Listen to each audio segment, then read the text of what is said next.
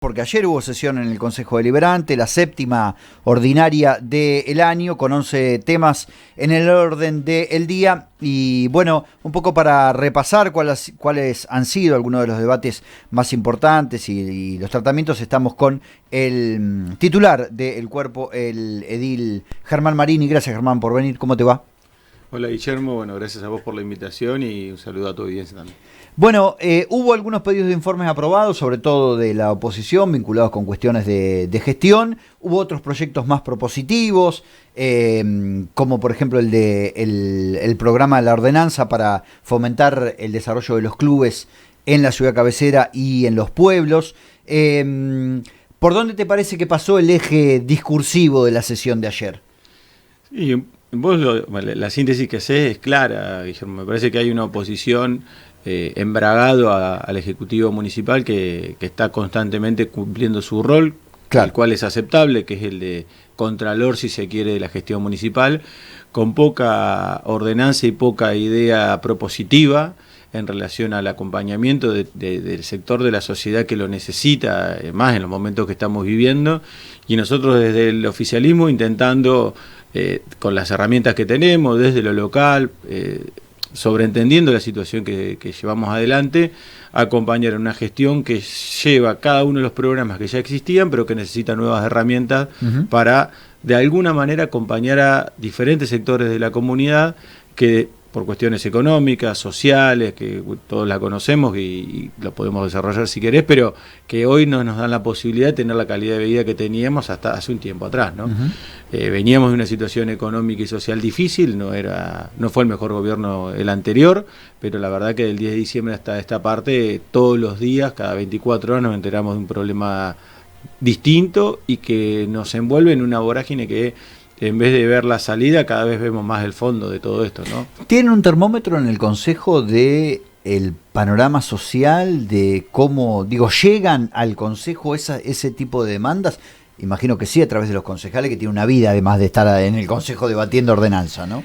Sí, mira, yo lo veo mucho con algunos concejales, no como cuerpo en general. Sí veo que hay muchos concejales que están muy comprometidos con la realidad y otros que están en esta situación que te planteo, o sea, claro, de mirar a ver en qué situación le pueden decir al Ejecutivo que no es el camino, que está mal, que está haciendo mal las cosas, claro, o que está haciendo mal las cosas. Y la verdad que yo, de lo que tenemos de este tiempo, ¿no? De estos 10 meses de gestión, con una gestión nueva, después de 8 años una gestión que no éramos nosotros quienes la comandábamos bragado, veo un montón de cuestiones que son positivas en relación a la administración del recurso que tenemos, que es escaso, y un recurso escaso por la situación económica general del país, ¿no? O sea, ¿por qué hablo de escaso? ¿Por qué? Por el recurso que tenés cuando vas a comprar, lo mismo que te pasa en tu casa, rinde poco.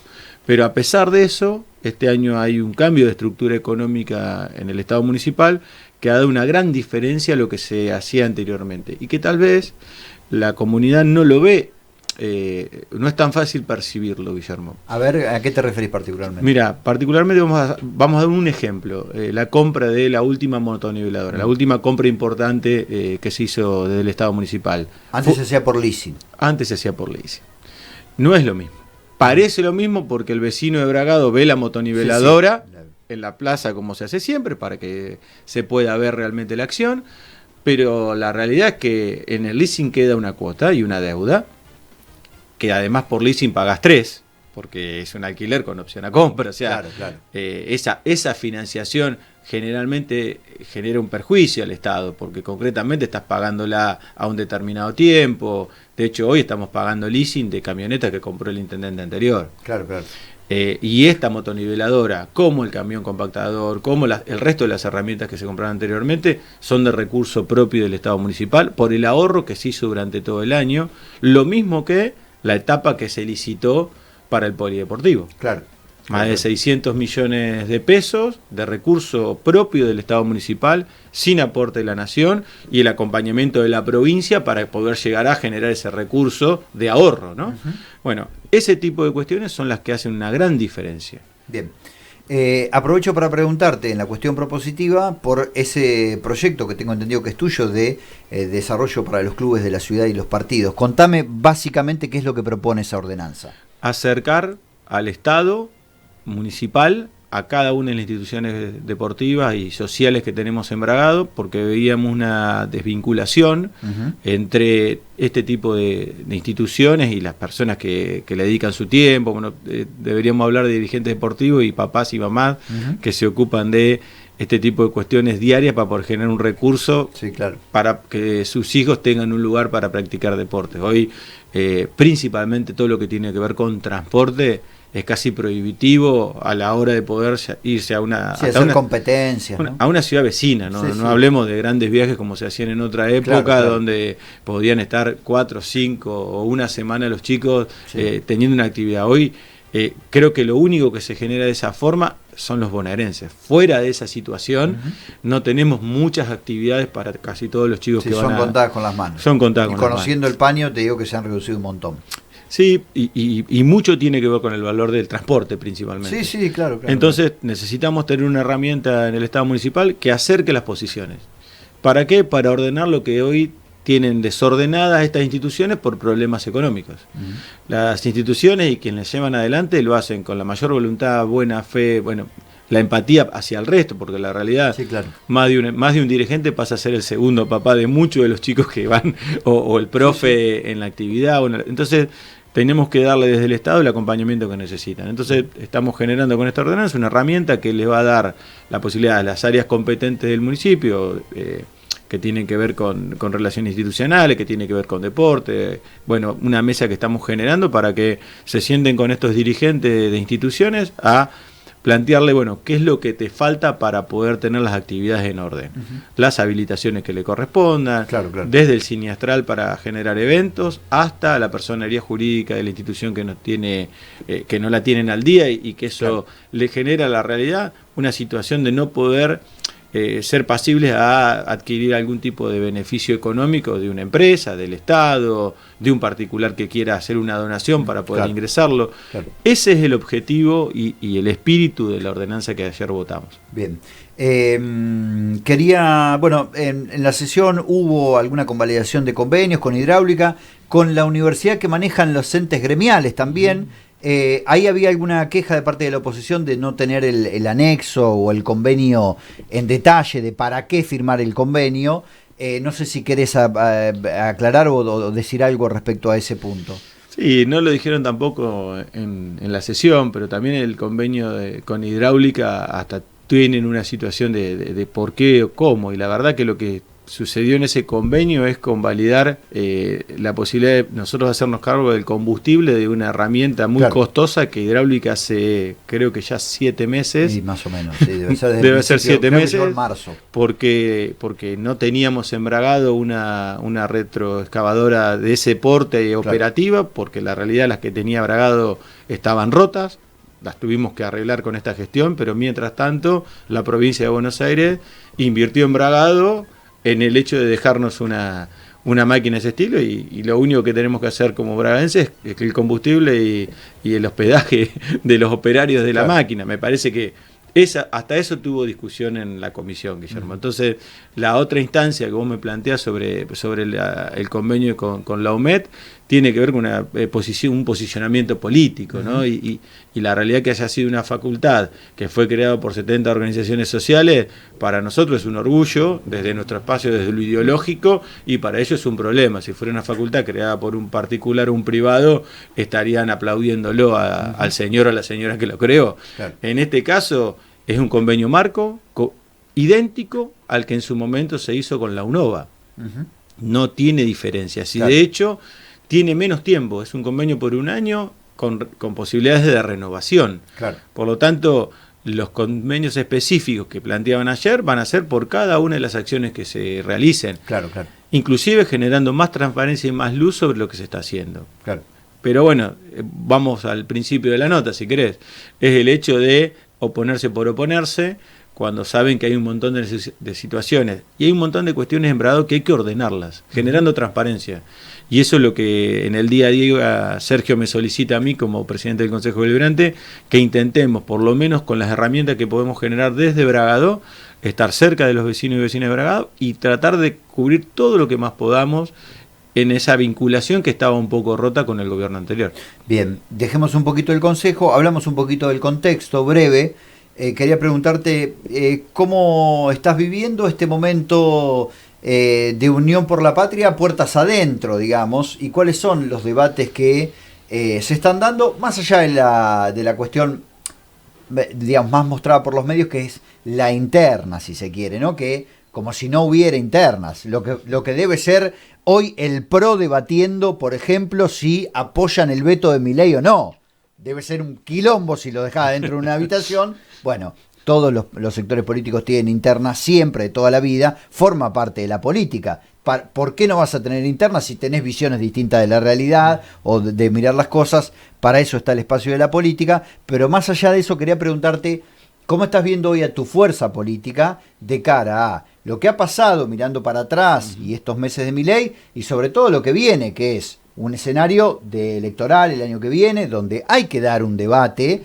¿Y cuál es el debate entonces que tiene que dar Unión por la Patria? Yo sé que es una pregunta un poco ambiciosa. Es un preguntón. Pero bueno, contame tus sensaciones hoy. Sí. Sos un tipo que está en el barro todo el tiempo y que tenés la posibilidad de ofrecernos esa mirada. Sí, yo trato de tomar con absoluta responsabilidad lo que me toca hoy en la representación en Bragado, ¿no? Que tiene que ver con el Consejo Deliberante, con el trabajo del día a día. Y desde lo político lo que te puedo decir, Guillermo, es que primero nosotros, la interna de Unión por la Patria, la verdad, es la que menos se debería hablar, porque hoy lo que le está cambiando, ¿no?, la realidad a todos los argentinos son las otras internas que vos estás planteando, porque esas internas son las que cambian votos en el Congreso, las que deciden normas, que son los que están gobernando. Claro. La interna de Unión por la Plata es un reordenamiento interno nada más, liso y llano, que se tiene que dar para poder empezar a tener un discurso que Unión por la Patria perdió y que el peronismo perdió, de cara a la sociedad, con propuestas que le resuelvan los problemas que hoy tenemos, y que en el discurso el presidente lo plantea. Milei habla de el déficit cero, habla del control de la inflación, pero ¿a costa de qué? Eso es lo que nosotros, un poco lo hablábamos fuera de micrófono, Guillermo, y lo compartíamos, porque lo que nosotros tenemos que hacer como fuerza política es generar la propuesta necesaria para resolver los problemas que tiene la sociedad. A partir de ahí, hablemos del resto de las cuestiones, claro, planteemos la interna, lo ideológico, pero lo que tenemos que tener claro es, primero, lo que votó la sociedad el año pasado, que no es lo que está viviendo. La sociedad no votó a un presidente que se insulta. Para vivir peor, digámoslo así. No votó para vivir peor y no votó algo que, por lo menos lo digo desde mi lugar, de la posición que yo tengo, a un presidente en funciones, agrediendo a todo el mundo, y literal a todo el mundo. Sí, o sea, sí, claro. Se pelea con un presidente de otro país como se pelea con Lali Espósito en Argentina. Creo que no es la figura de un presidente, que no es lo que se necesita para tener la vinculación externa como país, para poder tener realmente el recurso económico y la vinculación comercial que necesitamos con el resto del mundo. La verdad que aislado no vamos a vivir, así ¿no? Nos sacamos fotos con Elon Musk, vos, Germán, no seas tan ambicioso. Sí, vos las querés todas también, no podemos sacarnos fotitos así con Elon Musk y además que nos quiera hablarles bien. Sí, yo todo ese tipo de cuestión de farándula en la década del 90 también sirvió para hacernos mucho mal, Guillermo. Sí, es verdad, es verdad. Porque fue el resultado o sea, nosotros veíamos en ese momento un presidente que jugaba al básquet, que jugaba al golf. Con los Rolling, ¿te acordás? Con los Rolling, o sea, lo veíamos y era cercano a la fuerza política que yo represento. No estoy hablando de una cuestión ideológica acá, lo que estoy hablando es que es un mecanismo. Yo no creo que sea al azar estas cuestiones que suceden, y es realmente una herramienta de entretenimiento mientras pasa el resto de las cuestiones. Cuando los argentinos tomamos conciencia del daño que nos hacía el 1 a 1, de la situación económica donde nos llevaba y demás, era una olla a presión, que es lo que está sucediendo hoy, y en el momento que esa olla a presión explotó, quedó todo en el aire.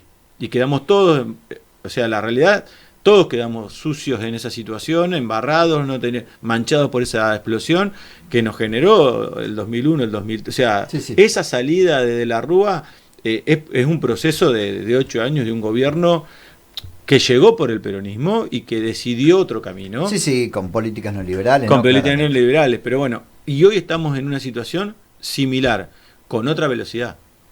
Eso es lo que generalmente a nosotros nos genera un poco de tristeza, de desazón, de decir, bueno, ¿dónde va a decantar esto? ¿No? Porque el costo que se está pagando por eso ni lo Macri van a se pagar animó generación. tanto, ¿no? No, ni Macri ni nadie en la sociedad argentina a este nivel, salvo en momentos de la dictadura, donde se tomaban decisiones unilaterales como están sucediendo hoy, a fuerza de decreto. Y además de la muerte, ¿no? Exacto, y también no tener en cuenta lo que le sucede a la sociedad. Pero ha logrado Milei un discurso épico donde un sector importante de la sociedad entiende que está cambiando la Argentina. El hecho es que la está cambiando para mal, porque todos conocemos la historia. Si no reconocemos lo que nos sucedió y no tenemos una claridad conceptual en los hechos que ya vivimos en la Argentina, con las mismas decisiones que se están tomando ahora, seguro vamos al mismo resultado. Claro. No hay manera que terminemos en otra instancia. Hoy, si vos cualquier índice que vos mires, Guillermo, a mí el que más me preocupa en el contexto que vivimos es que es similar a lo que pasó en la década del 90, que es tener una capacidad instalada productiva que hoy ya pasa el 60% improductiva. Claro, claro. Eso no se recupera en 2 días. Bueno, hoy lo contábamos, una de las novedades de esta mañana es la confirmación de que Acerbrac para en noviembre. Teóricamente una nueva parada operativa, que en realidad de operativa no tiene nada, porque Acerbrac ya hizo su parada operativa en el mes de abril-mayo, una parada operativa anual que hace para mantenimiento. Bueno, vuelve a parar en noviembre por precisamente la caída, el desplome total de las ventas. Sí, pero tenemos que ser claros, Guillermo, con eso, porque por el motivo por el cual Acerbrac necesita esa medida, porque si no va a ser mucho más drástico lo que debería ser, es por la abertura que generó Milei en el contexto del hierro.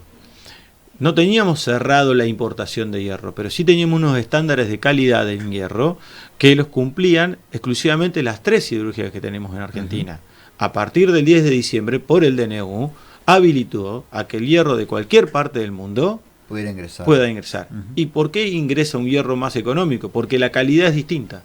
Si no, obviamente no daría los costos que tiene en puerto contra lo que se produce, la producción nacional. Entonces, además del freno de la obra pública, ¿no? Que también sí, el freno de la obra pública lo perjudicó directamente a Acerbrac. Claro, sí. ¿Por qué? Porque Techina, Sindar, lo que generaba era el 70, el 80% de su producción era obra pública. Entonces, o paraba la producción o salía al mercado. Mercado que entre Acerbrac y otras siderurgias, que son las que venden en un mercado interno menor a esa escala, esa escala menor, pero es importante, fue planteado con otro productor, otro jugador que no estaba hasta ese momento, entonces dividió el mercado interno también. Entonces, creo que esto es claro una decisión del Estado Nacional perjudicando, y a nosotros nos va a perjudicar como comunidad, como sociedad. Sí, claro. Germán, gracias por haber venido a compartir un rato de la mañana. No, gracias a vos, Guillermo, y un saludo a tu audiencia. Germán